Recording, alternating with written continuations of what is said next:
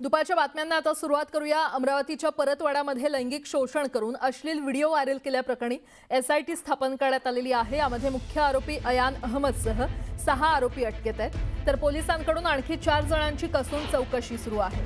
घटनेचा तपास प्रभावित होऊ नये म्हणून एपीआयसह 6 पोलीस नियंत्रित कक्षाला जोडले गेलेत। पोलिसांनी आतापर्यंत 5 मोबाईल फोन जप्त केलेले आहेत, तर आतापर्यंतच्या तपासात 18 व्हिडिओ आणि 39 फोटो पोलिसांच्या हाती लागले।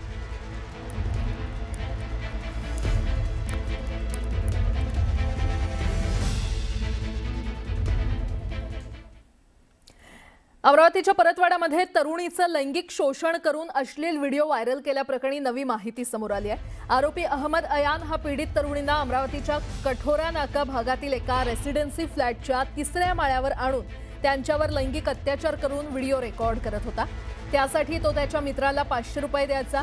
याच फ्लॅटवरून पोलिसांनी आता एका आरोपीला अटक केली आहे। या फ्लॅटमध्ये अनेक वेळा मुलींना आणलं जायचं, अशी ही धक्कादायक माहिती समोर आली आहे। अमरावती जिल्ह्यातील परतवाडा येथे अयान अहमद या युवकाने अनेक मुलींना प्रेमाच्या पाशात अडकवून त्याचे व्हिडिओ चित्रीकरण केलं आणि त्यानंतर ते व्हिडिओ सोशल माध्यमावर अपलोड केले। या प्रकरणी सर्व समाज माध्यमावर हे व्हिडिओ अपलोड झाल्यानंतर अमरावती जिल्ह्यात मोठ्या प्रमाणात असंतोष उफाळलेला आहे आणि त्यानंतर आता अयान अहमदसह 6 आरोपींना पोलिसांनी अटक केलेली आहे आणि 4 आरोपींची अजूनही पोलीस चौकशी सुरू आहे। आतापर्यंत 8 मुली ज्या आहेत त्या ट्रेस आउट झालेल्या आहेत। आणखी पण काही मुली यामध्ये होऊ शकते।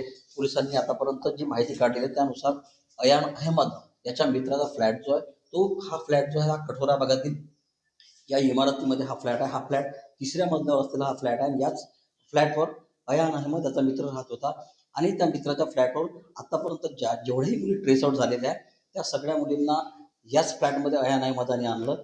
याच फ्लॅटमध्ये अयान अहमदांनी या मुलीचं लैंगिक शोषण केलं आणि याच फ्लॅटमध्ये व्हिडिओ चित्रीकरण सुद्धा केलेलं आहे।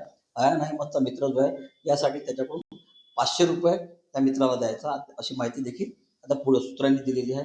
त्यामुळे एकूणच जर बघितलं तर अयान अहमद यांनी ज्या मुलींचं लैंगिक शोषण केलं, ज्या मुलींचं व्हिडिओ चित्रीकरण केलं ते सर्व याच फ्लॅटमध्ये झालेलं आहे।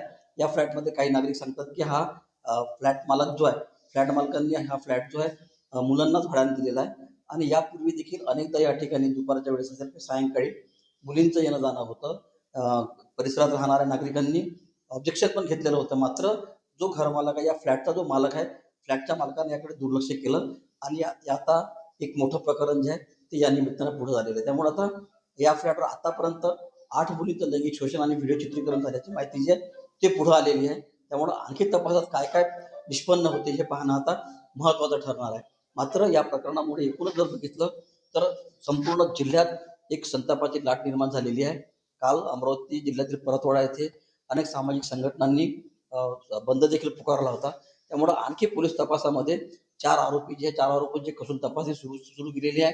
4 आरोपींसोबतच आणखी काही मुलींची संख्या देखील, पीडित मुलींची संख्या देखील वाढू शकते। व्हिडिओ जर्नलिस्ट सागरसह संजय शेंडे, न्यूज 18 मराठी, अमरावती।